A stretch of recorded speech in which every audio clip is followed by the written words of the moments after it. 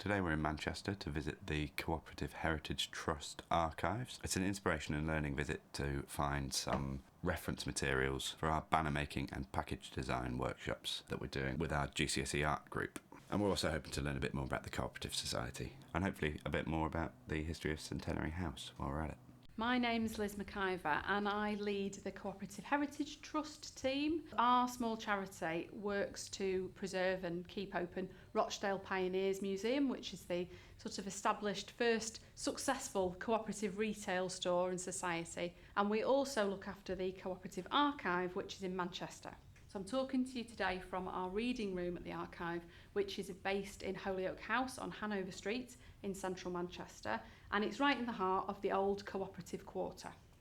It's super interesting. I really enjoy looking into the history of things, being able to find out where it's come from and how far it's progressed and how we can use that in our own work and what we're doing. What people are really trying to do increasingly is trying to go back to the roots of these places, not necessarily to do the same thing, but to try to get a sense of the culture of the place, because actually the reason that these were significant buildings is because the movement was significant to local people at the time. It did something for them. There was some benefit for the immediate community. So that's really what more and more people are trying to achieve. They're trying to bring that sort of sense of place back. So I think if they can do that in Morecambe, people can kind of tap into just even really the idea, the values of what being cooperative is about. It doesn't mean you need to set a cooperative up. It just means the idea of democracy, solidarity, unity, doing things as a collective for the power of good.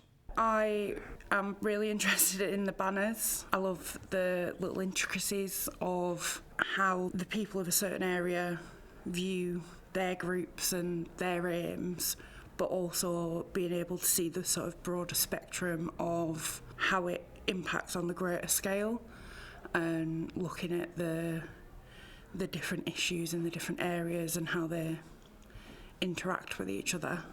I think what's really interesting about the banners is how they've all got these regional identities. Like, you know, they're very clearly proud of their community and their place, but they're still very clearly part of a much wider national society. I think it's great that they managed to keep their regional identity while being part of something much bigger. Especially with the rainbows on the banners showing the unity and the blend of colours and the different aspects of all the things that come to make the sum has been super interesting to learn about, especially with the modern connotations of what rainbows represent, and also the labour and weight having the American spelling for solidarity with the anti-slavery movement in America, the recognition of not just the local and national issues that are going on, but also the international impact of things that are happening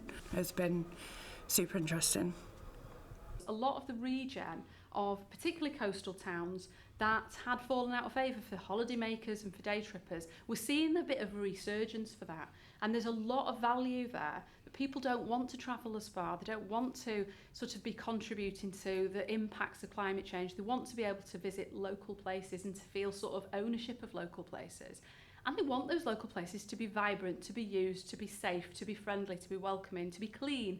And that's what we all need to do, isn't it? We need to contribute to making our own places that much better.